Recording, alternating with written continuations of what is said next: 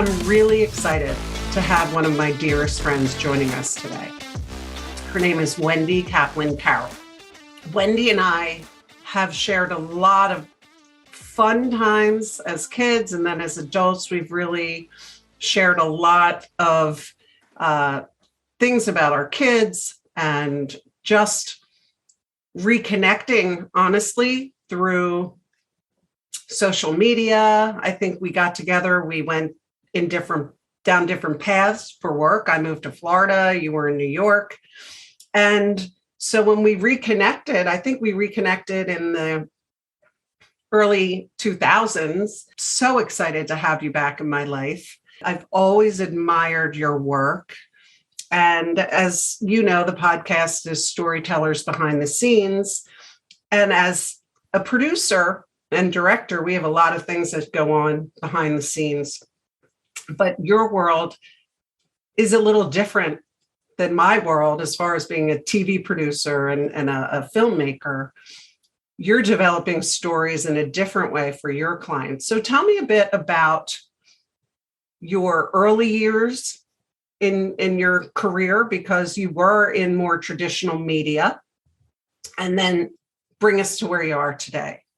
Well, Jody, thank you so much. I'm all verklempt because we were like junior high school buddies and Philadelphia Flyers fans. And we used to make my father take us to see all the Philadelphia Flyers and really had a wonderful friendship as children. And it's really beautiful that we've reconnected as adults and shared so much together. So I am so honored to be a guest on your podcast.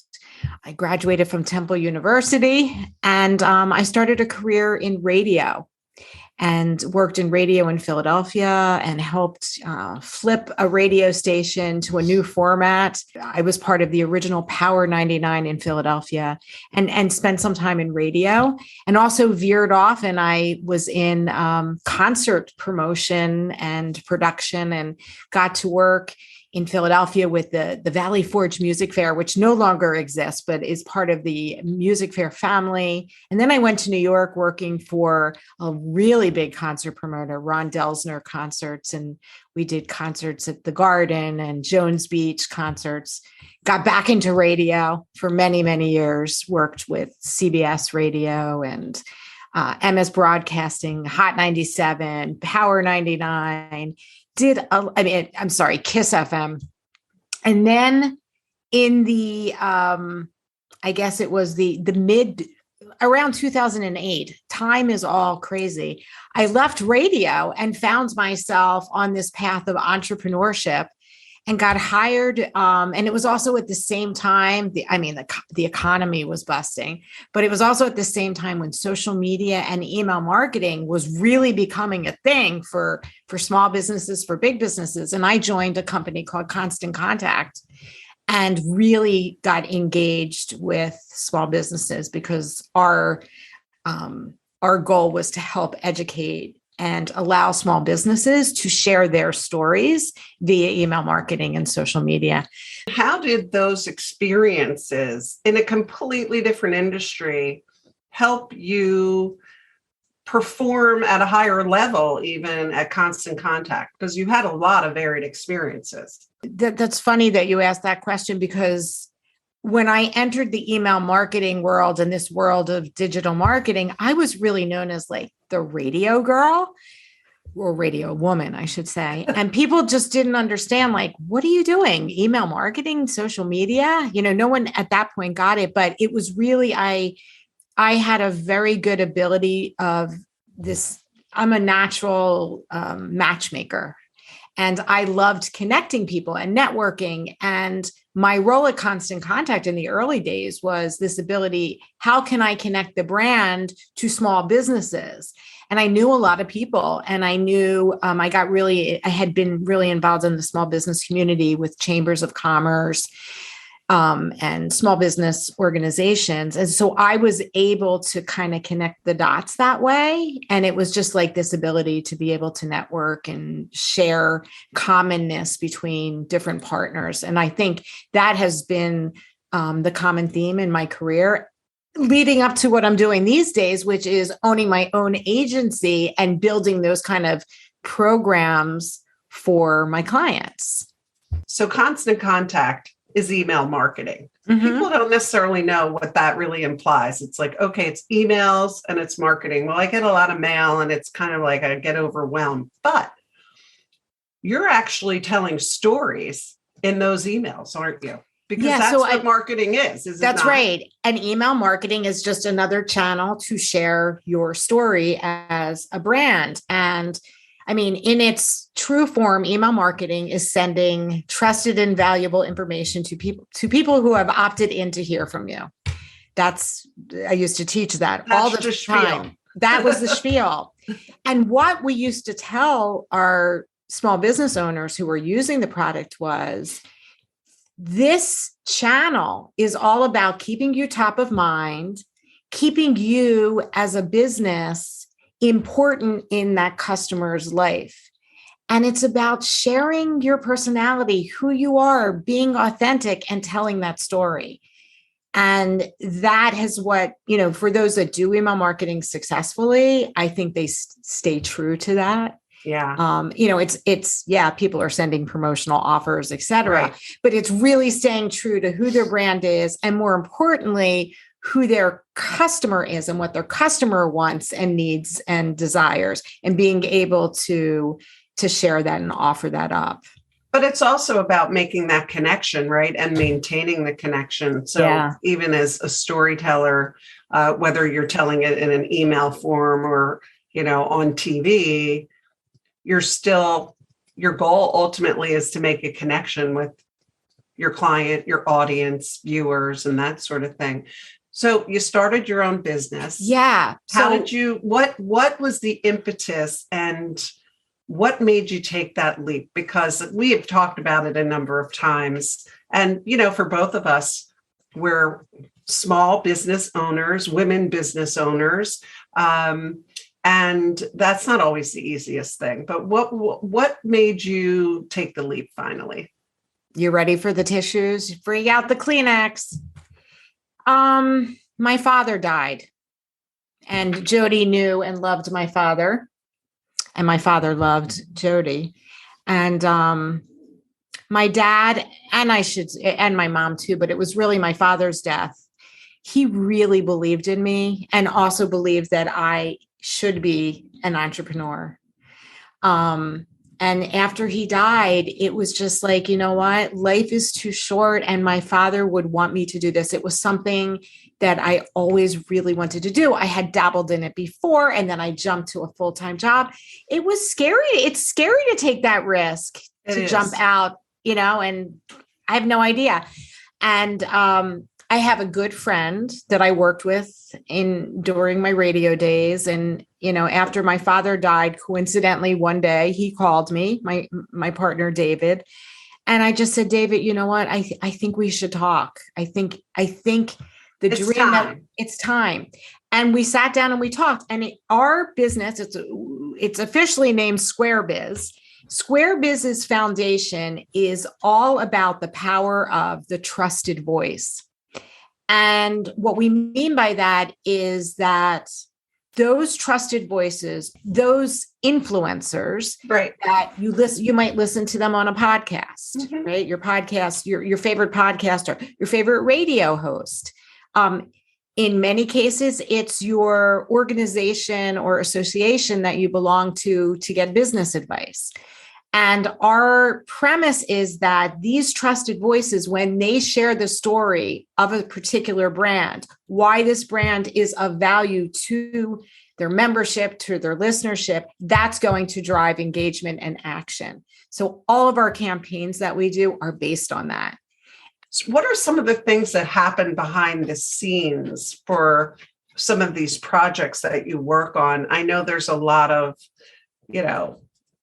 ups and downs and negotiating and things like that. But are there any kind of crazy stories that have happened to you along the way, whether it was in radio or now? I have a million crazy stories.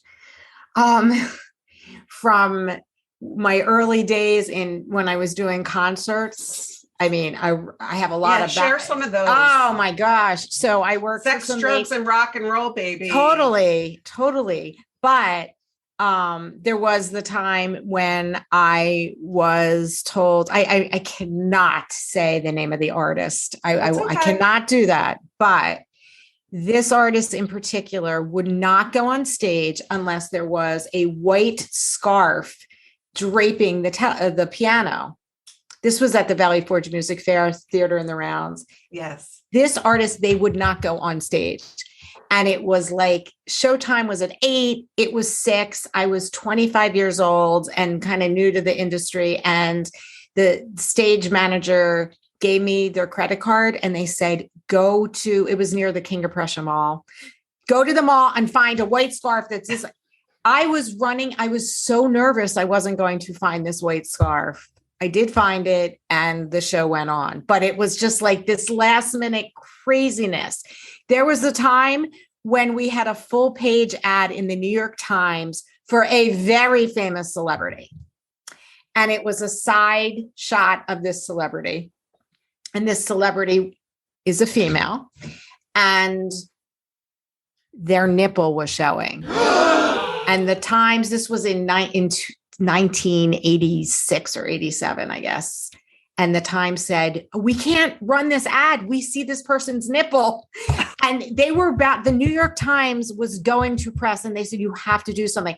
It was midnight. I ran, this was before you could even email the graphics. Cell phones. Yeah. I mean, and I'm running in a cab back and forth to the agency we had a black, and it was just really funny. So we ended up placing that story like in page 6 of the New York Post because it was just such a great story. And I'm not going to say the artist's name, but it was someone very, very, very famous. That's so crazy. I mean, I'm sure you have a million stories from those days because it was crazy. Performers are a different breed. Oh, here's another one. We were producing a concert and it was the end of the show. Again, it was at Madison Square Garden, a very, very, very famous performer. And they made me, I think we paid them $50,000 for their performance. And they wanted me to count out every single, it was in hundreds. We were giving them cash and they would not leave until we counted out the money. So we were there. You are kidding me. No, we were counting it out. Crazy. Yeah. And again, this was a really, really famous. Yes. So imagine what they're pulling in now. That's crazy. Yeah, it was crazy. Yeah. I mean, I remember being on a shoot. I was living in Florida at the time and I had negotiated, it was for Burdine's department store, which I don't think is in business anymore. It was owned by Federated. It's something else now. And we had multiple celebrities who were wearing bathing suits and I negotiated, how many bathing suits and the cover-ups and whatever else. And there was a celebrity who basically put her foot down and said, I'm not doing more than X number of bathing suits. Well, her management, her agent, I was pretty sly on how I wrote the contract and there was no number defined. So she really had no leg to stand on, but she held up production, which cost thousands and thousands of dollars, as you know, refused to go back, to sit on the lounge chair, to do her thing for the commercial. And eventually she had to do it because she didn't have a leg to stand on. And that same celebrity, I had to run out and buy skim milk, I believe, or whole milk. I don't know, milk. Okay. Because she needed to take milk baths. Yeah. So, and it was like, wait, what? I have to do what? She needs milk? There's so many different people. And then Catherine Hellman, who was the most lovely individual, same shoot, whatever. She shows up, she goes into into the trailer. She's eating by herself. She doesn't need anybody to handhold her. It's incredible how different these people are, isn't it? You just made me think. So I had the wonderful pleasure of working and God, so many people that I worked with have passed away, but with Isaac Hayes. And Isaac was we recruited it, it was Isaac Hayes, and we brought him to do mornings at Kiss FM, which was like amazing. And we did a concert, I guess, to promote his role as morning man. And, this is Isaac Hayes doing shafts. And, if you reach a certain time, you go into overtime, right? I think it was 11 o'clock, right? If you go to 11:01, you start going into overtime at the Garden. And I remember getting really nervous because we had a budget. So when I was in radio, we produced a lot of concerts, which was really cool. And I had that awesome experience. So anyway, I remember Isaac was the nicest, sweetest soul. And I said, Isaac, you can't go over 11. You have to end by 10:59. You have to.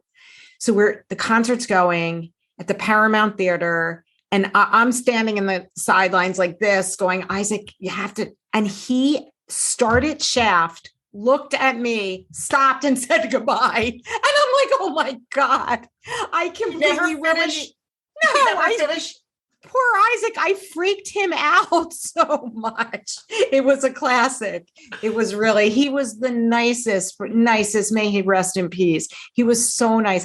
He used to come into my office and ask me about like, do you think this woman might like to go out on a date with me? I'm like, you're asking me? He was just the greatest. That's amazing. It was really sweet. Yeah. So I know that this may be a little bit tough to talk about, but you have a photo of you after 9/11 in the street. I don't remember who you were working for at the time, but if you're comfortable enough to share that story, because that's a story, that picture. So I had just taken it. I had left radio and I joined a marketing firm, and they happened to be located downtown. My corner gorgeous office faced the stock exchange. Like I was right there at the stock exchange. So 9/11, happens. And you were in town when that happened. I was there. Yeah. So I don't, it's funny. I don't remember anything after I was at the Brooklyn Bridge when the towers fell. And I don't remember literally anything else until when I got back uptown, which was about 6 hours later. You mean because you I just don't remember. You were in shock. I was in shock. Yeah. So you actually saw the tower fall? Yeah. Oh my gosh. I didn't realize that. Yeah. Holy crap. So anyway, 2 weeks later, I don't know if you remember this, but they were determined to get Wall Street open. Might have been 10 days later. I don't even remember the time frame. And my office said, we're all going back down. I'm like, okay. And I'll never forget getting on the subway. And there was like military police on the subway. We got downtown. I was so nervous, but I'm like, I'm going to show I'm strong. And I stopped and I got my coffee. I picked up a thing of oatmeal because that was my daily routine. I picked up the New York Daily News. All of a sudden, I get stopped by a photographer. And she says to me, may I take your picture? And I said, okay, for what? And she said, we're documenting people coming back to work down here, during this horrible time. She took my picture. I signed a waiver. Okay, bye-bye. And then about 3 months later, our friend from high school, Beth Brooks, calls me and says, Wendi, my brother was just at an art gallery in the Village and your picture's hanging up. And I said, what the heck?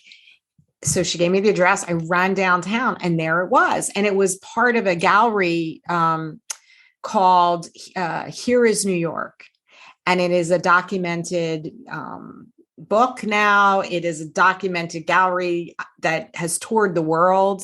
Wow. And this photograph was called Still Standing, which is really cool.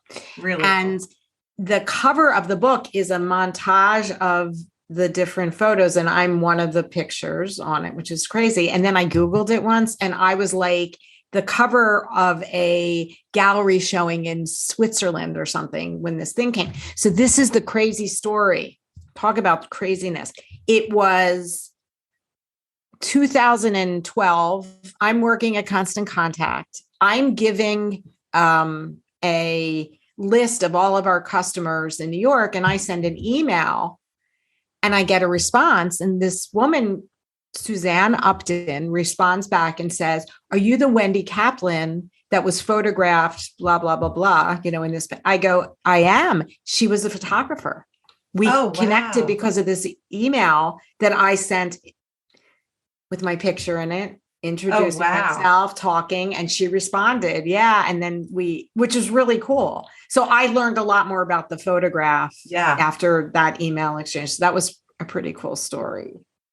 It's haunting to a certain extent. It's beautiful, the framing, the way the light is hitting it and everything, but it's haunting, just it tells a story about you and that day and that moment of, so thank you for sharing that, because I know it's not that easy. Let's talk more about storytelling and what it takes to be a good storyteller. What really defines a good storyteller? I think someone that is really authentic and true to themselves and is just honest. I think that makes the most compelling stories, and I do talk to my clients about that, about being honest and being who you are. And if you make a mistake, own up to it, even if it's a simple, I'll never forget when I was back at Constant Contact in the early days, I didn't have a team behind me and I was emailing my whole, customer base in the New York area, which was thousands. And I used to send the emails before to my mother to proofread them. And I probably missed this time, but I sent an email out and I got a response from somebody. And she had taken the time to sort of highlight that I had made some errors in the email. There were some typos. And it doesn't matter why, but there was a reason there were typos, but I'm going to own up to it because I should have known better and checked. And she said to me, "I would never attend a workshop you did on email marketing because you send really sloppy emails." That broke my spirit, like completely. And I responded back to her and I'm like, "I am so sorry. I'm not, I really am so sorry." And and then she's like, oh my God, I'm obnoxious. I shouldn't have, we went back and forth, but I said, "You know what? Thank you for this, because I need to share this story with marketers to talk about the fact that, you do make mistakes. Just own up. Like, we're human beings. We're going to make mistakes, just own up to it." So I think that is the key to a good story. It also reminds me of the time when I was doing a keynote address on marketing, and I was talking about authenticity. And I realized I had scratched my back, and I realized I feel the label of my dress on the back of it. Like, I think my dress is on inside out. And I had a room filled with people, like over 100 people for sure. And I said, "Oh God, what'd I do? Like, oh my goodness, if I don't say anything, all I'm going to do is think about it. And then I'm not going to be able to talk because I'll be concentrating on, I can stop and say, 'Excuse me, I'm going to the ladies' room,' or I can be honest." So I turned it into a teaching lesson about being authentic. And I said, "Listen, guys, I'm stopping right now to let you know my dress is on inside out and I'm not changing at all. We're staying the way we are, because teaching moment here, you will never forget me. I am the woman with her dress on inside out. I am authentic. I'm real. And that is who I am." And as a marketer, you always want to be the girl with her dress on inside out. You want to be authentic. That's the best stories. It's who you are. And that's what people gravitate to. That's why they love you. That's the way they want to engage with you. They want to keep watching. They want to keep listening. They want to do business with you, etc. They want to be your friend. That's a great story. And those are I think some of the greatest lessons you learn as you get older, that being yourself, it's more real, and you're just going to find relationships and engagements much more gratifying because you are who you are. How do people break through the noise, right? Because there are all these storytellers out there. There's a million podcasts. People are like, why do you want to do a podcast? I'm like, because I like talking, and I like talking to my friends, and I like learning from new people and sharing some great stories. But you still do have to break through the noise. So how do you work with your clients to make sure that their story is unique enough that it makes them, that it helps them to stand out in the pack? Well, I think everyone has a unique story. I do. I think everyone is unique, right? We're all different. So I think it's a matter of finding the right channels to curate and get the content out there. We're working on a proposal for a client, and they're looking for podcasts for small businesses and entrepreneurs. And I think we did a query. There was 1 million podcasts for small business owners, right? So I think it's, how are you getting your podcast marketed out there? What are your communities? What are those networks you're connected to? Because you do have a unique story. It's about putting it out there in unique ways. So I think, certain programs that we do, like getting our brands connected with these influencers, these local influencers are, they're curating that content out there. I think for an individual, it's, building your own personal networks, through LinkedIn, through the associations and groups that you're involved with, to get that information out there. So there is a ton of content out there, and breaking through the clutter is an enormous channel, but it really is about targeting where the people you want to connect with are. And I also have to say, I don't think it's all about having like millions, like getting it out to millions. It's more about the quality versus the quantity, right? So, and targeting, right? It's all about targeting. Yeah. So if you're a marketer, any way you can target and segment and break down your prospect list, your clients, your whatever, as targeted as you can get, the better it will be for that engagement. What in your deep well of knowledge and experiences, what do you feel is the biggest lesson that you've learned that you pass on to your daughter and other young people that I'm sure you're mentoring? It's a lesson I learned from my father, through my father, because I can't necessarily say that my father believed this himself at times, but I will share that worry is not worth it. That is the biggest lesson. I just had someone right before this recording called me, someone that I managed and mentored, and she said, I need to talk. And she started going off, and I just said, you're worrying about nothing right now. You are wasting all of this energy. And I think that is the greatest lesson I can share, especially in this really crazy time of, what year is it? 2022. There's so many things to be worried about. And if we focus on the what ifs, it's going to just paralyze us. So that is like the greatest thing. I try to let it go. Now, it's not always easy. I'm one of the greatest worriers in the world. I inherited that from my parents, but my father at the end of his life really shared that worry, it's just not worth it. And I think that that's just a really great way to sum it up. And I do try to share that with my own daughter, who I know, she's a teenager in this weird time. And I know there's a lot of things she's worried about. So we try to work through that. It's just not worth that. Yeah, no, it's true. And it's sometimes difficult because you have to take a couple of steps back to reel yourself in. I mean, you and I have been on the phone where I've been like, bah, bah, bah, bah, and you're like, you need to take a breath. Worry is not worth it. Yeah. It's hard. It's really, really, really, really hard. And I think this pandemic has brought out the greatest, I mean, for a person that is prone to worry, this has been crazy. right? Yeah. This has been like crazy times. So, that's the greatest lesson. And I need to listen to it myself.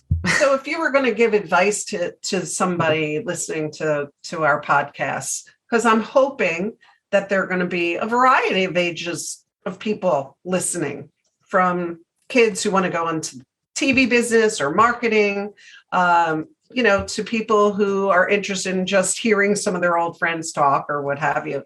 But if you were going to give advice to somebody who is trying to break into this world of marketing and storytelling, I mean, there's more channels. You use the word channels. There's more avenues for developing and distributing content. Again, going back to the world of clutter, there's a lot of eye candy out there. There's a lot of platforms. There's a constant barrage of noise. So what are your thoughts and recommendations to other people? So for somebody just starting out, you are unique, and you do, on paper, you might say that, someone else graduating school with you has a similar background, et cetera, but you have something special. And I think the same way we talk to marketers about your uniqueness as a human being, you might have to take different roads, right? Instead of getting it out there through channels, let's say your road might not go the way you think it's going. Be open to being flexible and pivoting a little bit. And it might not look absolutely the way you expected it to, but you're going to learn and you're going to grow from it, and you're going to be able to express your uniqueness and go for quality, not quantity. Like I tell marketers, go for that quality in your life, and be willing to roll up your sleeves. Right? Like I was running around picking up scarves at Macy's, it was uncomfortable, and I was just nervous. A month ago, I had to run out and get an executive a suit. Yeah. Like a half hour before he was supposed to come and record something. I was like, wait, we gave a really descriptive, list of what they should wear, what they should. And so I get what you're saying. Yeah. And of course, you don't want to do anything that you're uncomfortable with, personally uncomfortable with, but you do have to step out of your comfort zone a little bit. Yeah. Yeah. And, you are unique. You've gotten special talents, but be willing to pivot. I think I see a lot of young people, I'm stuck on just doing this. You have to, earn that a little bit and get some experience behind you, and that, be open to taking a challenge and going a different direction, and don't give up on yourself. There's a lot of competition out there, so it can be a little daunting for sure. But there's a lot of great opportunities out there too. A lot of great opportunities. There are. And, if I had to do it over again, I would have probably stepped out into, I would have stuck with being an entrepreneur a little bit longer the last times I did it. Mm-hmm. This has been a couple years now, but I got nervous. I started thinking about health insurance. And I wish I hadn't gotten so tied to, obviously I have financial responsibilities, but if entrepreneurship is calling you, it is tough. It is challenging, but I think a lot of people have learned that it's time is short, right? And you want to be able to have a lifestyle and contribute to the world and also control over your destiny. That's what I look at. I like working with other people. I love collaborating.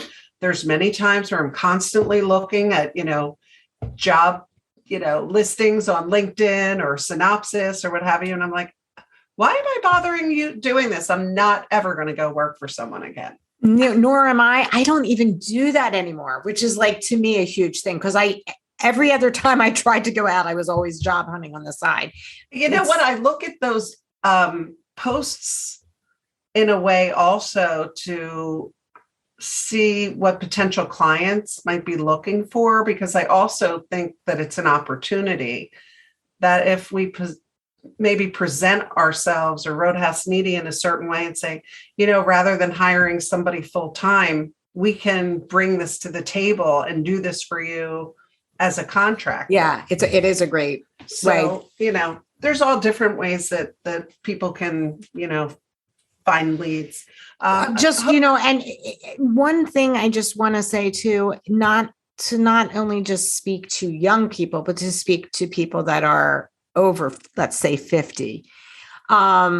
It's not too late. And I know it's very cliche to say it's never too late, but it really isn't. Like, it isn't at all. I mean, do I get I'm more tired at night? Yes, I don't have the energy to be networking and drinking cocktails anymore, nor would I really want to be.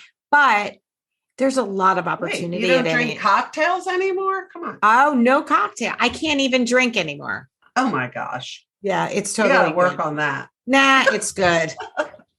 It's all good. You were so happy, and we learned a lot about you today, and we'll definitely have you on again. I hope so. Take Thank care. you.